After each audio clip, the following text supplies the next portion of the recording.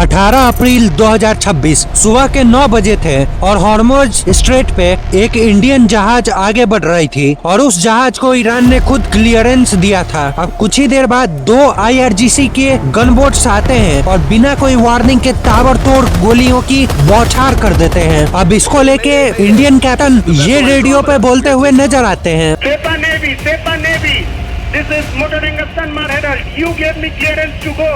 My name second on your list. You gave me clearance to go. You are firing now. Let me turn back.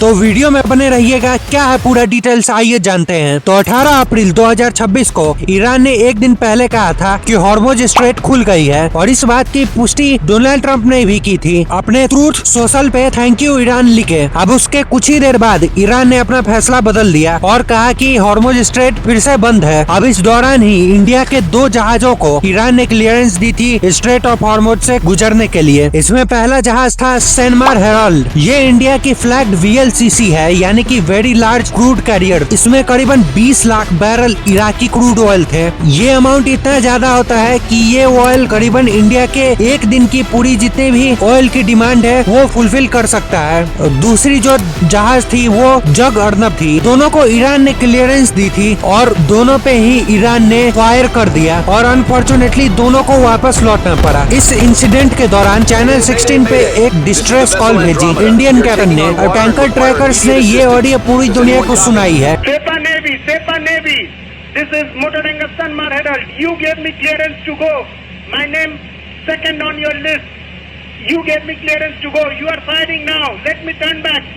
इसमें Indian captain कह रहे हैं सेपा ने भी हम motor tanker सैनमार Herald हैं और आपने मुझे क्लियरेंस दी थी स्ट्रेट को क्रॉस करने के लिए। मैं आपके लिस्ट में दूसरे नंबर पे हूँ, मुझे जाने को तुमने ही क्लियरेंस दिया था, अब तुम फायर कर रहे हो। तो इसमें ईरान के ओर से ये जवाब आता है कि आपको क्लियरेंस नहीं मिली है आगे बढ़ने के लिए। तो इंडियन कैप्टन ये बोलते हैं कि अगर आगे हम नहीं बढ़ सकते हैं तो हमें वापस लौटने के लिए भी मौका दिया जाए। अभी इस इंसिडेंट की पुष्टि एक और सोर्स ने की है और वो है UKMTO यानी कि United kingdom maritime trade operation. इन्होंने भी कंफर्म किया है कि करीबन ओमान से 20 नॉटिकल माइल नॉर्थ ईस्ट में 2 IRGC गनबोट्स ने बिना किसी रेडियो वार्निंग के फायर करना स्टार्ट कर दिया था। अब कल शाम 6:30 बजे मिनिस्ट्री ऑफ एक्सटर्नल अफेयर्स ने ईरान के एम्बेसडर डॉक्टर महमूद को बुलाया था। इसमें फॉरेन सेक्रेटरी विक्रम मिस्त्री ने सीधा बोला कि हमें इंडियन जहाजों की सुरक्षा की गहरी चिंता है। ईरान ने पहले सेफ पैसेज दिया, अब उसके बाद वो तुरंत वापस पलट के फायर करने लगा। ये डिप्लोमेटिक लैंग्वेज में काफी सीधा और करारा जवाब था। इसके जवाब में ईरान के एम्बेसडर ने कहा कि वो तेहरान को इस बात की जानकारी देंगे। तो इसके बाद इंडिया ने एक बार फिर से साफ कर दिया कि हमारे जहाज हमारे सेलर्स, इनसे खेलोगे तो हम चुप नहीं रहेंगे। अब यहाँ पे एक ध्यान देने वाली बात जरूर है कि इंडियन शिप्स अकेले खड़े नहीं है। ऑपरेशन ऊर्जा सुरक्षा के अंडर इंडिया ने 5 फ्रंटलाइन वारशिप को डिप्लॉय किए हैं। इसमें डिस्ट्रॉयर्स और फ्रिगेट्स हैं जो कि गल्फ ऑफ ओमान में हैं और ये 20 से ज्यादा इंडियन कार्गो शिप्स को एस्कॉर्ट कर रहे हैं। साथ ही साथ एक और ऑपरेशन चल रही है, वो है संकल्प। इसमें 5 इंडियन LPG कैरियर्स सेफली वापस आए। ये वो इंडिया नहीं है जो सिर्फ बैठ के देखता है, ये वो इंडिया है जो अपने लोगों के लिए खड़ा होता है। तो देखिए ईरान ने एक बहुत ही बड़ी गलती की है इंडियन शिप्स के ऊपर फायर करके। पहले उसने इंडिया को दोस्त कहा था और उसने पीठ पीछे हमला कर दिया। अब भारत ने इसको स्ट्रांगली कंडेम किया है और ईरान के एम्बेसडर को बुला के सीधा जवाब दिया है। तो स्ट्रेट ऑफ हॉर्मुज की सिचुएशन अभी भी अंधेरों में है। कभी